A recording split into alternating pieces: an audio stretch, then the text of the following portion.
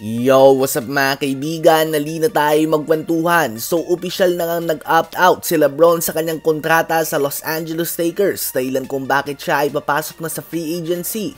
Ganun pa man, expected pa rin naman na babalik lang siya sa Lakers on a different contract. Ang inaasahan noon ay 3 years, 162 million contract kung saan sasahod siya ng 50 million next season, 54 million sunod at 58 million sa last year ng kanyang kontrata kung saan siya ay may edad ng 41 years old. Ngunit nagsalita ngayon mga kaibigan ng agent na LeBron na si Rich Paul na handa si LeBron na mag-take ng pay cut para sa mga impactful players na makakatulong sa kanya o sa Lakers na magkampiyon, partikular na kay James Harden, Klay Thompson at Jonas Valanciunas. Gusto nga ni LeBron ng established player na sa liga, isang playmaker na tulad ng former MVP James Harden o shooter na tulad ng 4-time champion Klay Thompson o big man na pwedeng makasama ni Anthony Davis sa pinta na tulad ni Jonas Valanciunas. Sa ngayon nga ay nasa Lakers na ang pressure kung paano nila makukumbinse ang tatlong player na nabanggit na mapunta sa Lakers.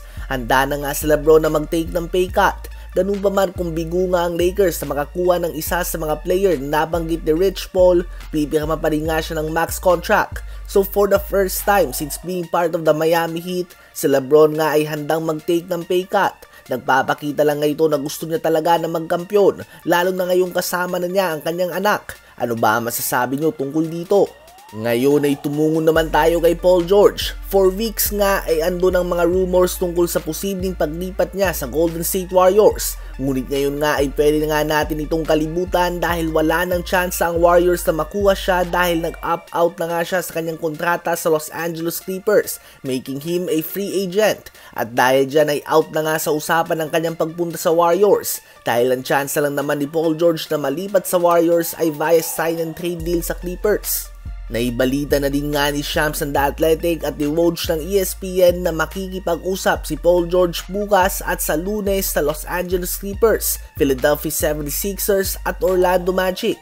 So nasa tatlong team lang nga na ito ang choices ni Paul George at wala nga dyan ng Warriors. Ganun pa man, hindi nga natin aalisin ang chance na bumalik si Paul George sa Clippers even for less money.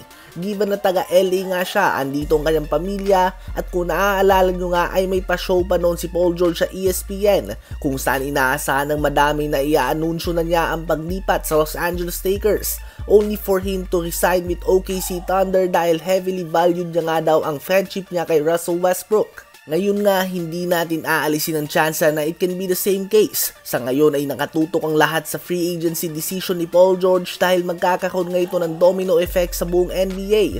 Dahil ang mga team na nabanggit na plano niyang lipatan ay nakatingin din nga sa mga tulad ni Klay Thompson, Brandon Ingram o kung sino pa bilang mga number 2 option nila. Kung ang report nga ay makikipag-usap si Paul George bukas at sa Lunes, LA time, ibig sabihin ay hindi siya expected na gumawa ng desisyon sa day 1 ng free agency which is bukas na. Ano ba masasabi niyo tungkol dito?